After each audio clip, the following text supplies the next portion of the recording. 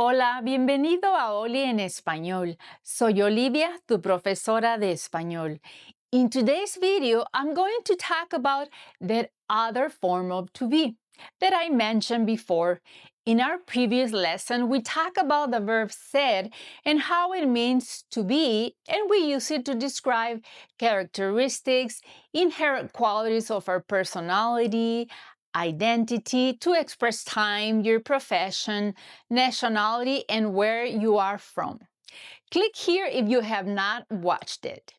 Today, you're going to learn the other verb in Spanish that means to be, and that is the verb estar.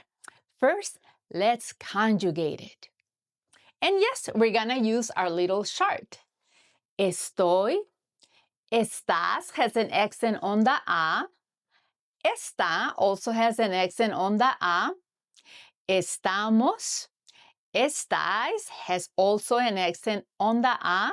And están, also with an accent.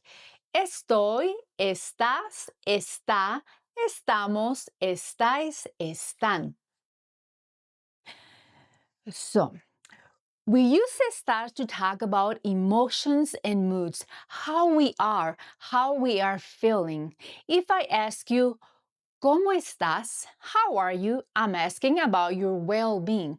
You can say, estoy bien, estoy mal, estoy feliz, estoy enojada.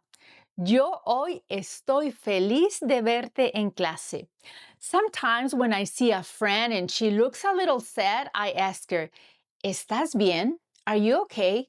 Or if she has a grumpy face, I ask her, ¿Estás de mal humor? So we use estar plus adjective to express how we feel. Ejemplos. Estoy bien, estoy mal, estoy triste, estoy cansada, estoy estresada, estoy ansiosa. ¿Estás tranquila? Estamos de buen humor. O estoy de mal humor. Estar expresses also physical condition and physical states. I can say, estoy enferma, I am sick. O, ¿estás resfriado? Do you have a cold? ¿Qué crees? Estoy embarazada. We use estar to talk about physical or geographical location of a person, a place, or a thing. ¿Dónde estás? Estoy en casa. Or if your partner hasn't arrived home, you call him or her, ¿Dónde estás? Estás en el trabajo y te dice, no, estoy en el bar con mis amigos. Uh-oh, this is me sometimes. ¿Dónde están mis llaves? Están aquí. ¿Dónde está Italia? Italia está en Europa. You probably know this one. ¿Dónde está el baño? We also use estar to express actions that are happening right now. Yo estoy hablando por teléfono. In Spanish, we call this el presente progresivo. In English, it's the verb to be plus the ing, like I am eating, he's working. I have a short video on how to say what we are doing right now in Spanish. You can click here if you want to learn about el presente progresivo. So I have a little rhyme that I got from another language instructor that I think it's really good. And it goes like this. How you feel where you are, this is when we use estar. How you feel where you are, this is when we use estar.